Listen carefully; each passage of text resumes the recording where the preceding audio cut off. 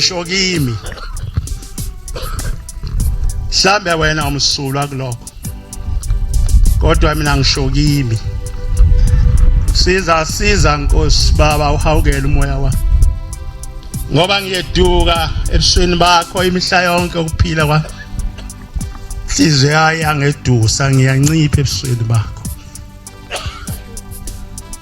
bakhona abantu abangenalo lolo lishwa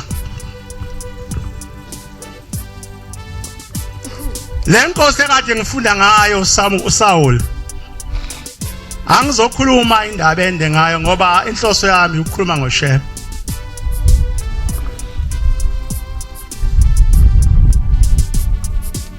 inye indaba eyayiqabanisa noNkulunkulu akho sono esibhaliwe esifundwayo eyasenzayo akho sono okhunywa ngaso uSaul asenza kodwa isono sikaSaul sabe ungalaleli izwi likaJehova isono sikaSaul saba ukuthi uNkulunkulu abeke izwi athi ligcina la uSaul bese yagcwalisa ilongozi ebingahle isehlele nathi emhlabeni isono sikaSaul ukuba uNkulunkulu abeke izwi bese uSaul aliphungule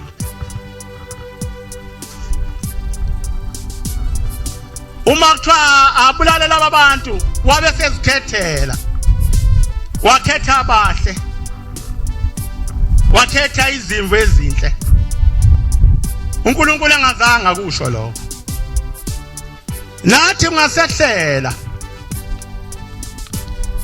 khona into esengeke ngibone ivami kwenzeka angisiye nomuntu okwazi ukunaka izinto ngiyibhimi nje lokunaka izinto ngifisa ukusho ukuthi imithetho kaShembe iphelele amen uyahlupha umuntu othi meka walala waphupha vuka kumthetha bese doka Shembe kinga yesonto amaphupha amaba ngaveli kwenkosi ayobehlela abantu ekulaleni kwabo sho njalo umnikazi walesonto alalo umuntu avuke eksena athi leli bana sekufanele ihambe kanje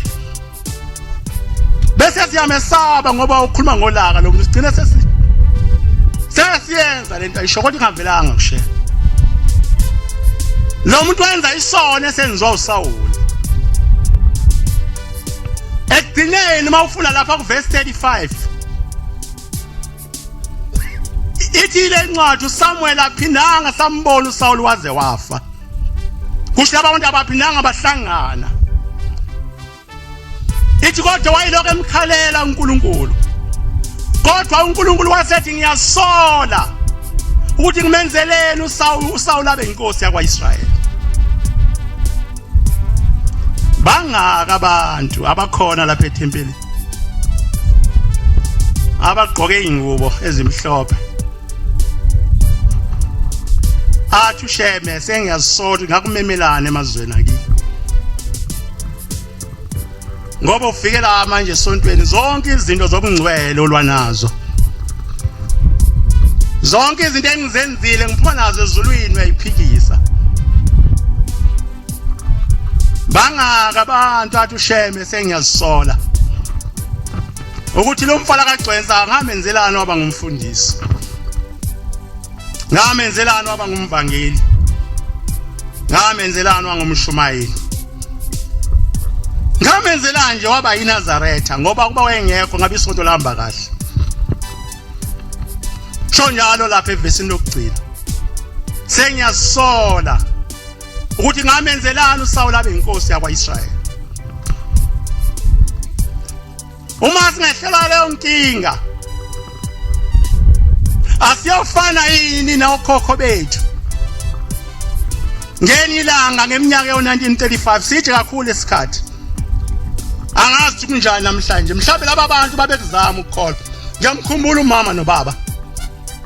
kwakuthi mangena uJuly bese beyadivorce udivorce okusemthethweni nje okuhle bethandana laba bantu kodwa ngaphinda mbona uma ubaba waba nesitofana sakhe kam noma abe nesitofana sakhe lapha wayihlala khona ngiyabona babezama laba bantu kumkhonza uNkulunkulu kwakuthi engakapheli uJune bese beqala bebopha bezilungisa ngibabona uhamba kwabe ekhaya ukuthi labantu bayazi bayaphi manje bahlale emhlanganweni uzophela kodwa uma uShembe ehlabela isihlalo sokugcina ngo1935 besilizwile webaba mkhulu sehlulwa wenza wakusho khokho bethu laba engikhuluma ngabo yamkhumbula umkhulu wayethi meyikhuluma ngobhombela akhala inyembezi doda ezala ubaba yayithi meyikhuluma ngobhombela ikhala izinyembezi kodwa yini laba beyihlabele lesigodini sosisi iliphi leli lizwe labahlula kwakwenze njani namhlanje kuyoba njani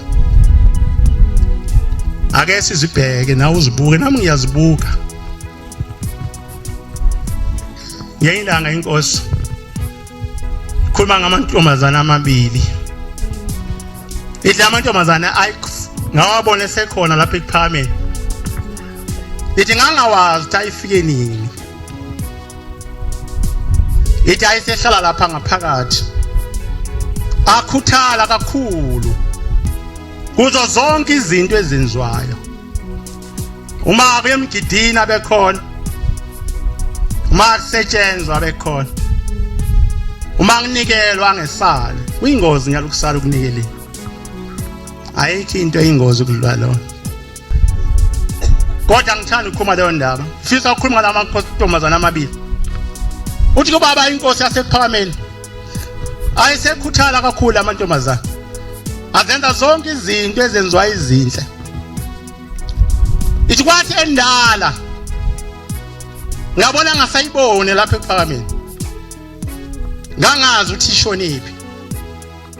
ithi ngase ngibuza koma ukuthi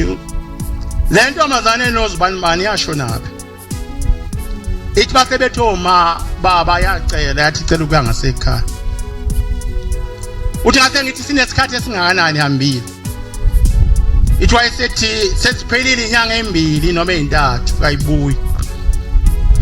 asazi ukuthi banjwe yini ithi inkosi ngase ngithula isikhashana ngase ngibiza udade wabo omncane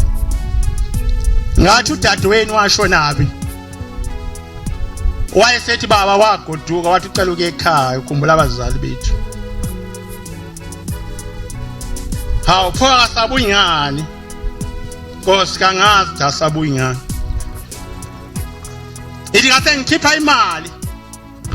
sengimnika lo mntwana ngithi gibela uye ekhaya ufika umlando ubuye naye ngamshiyi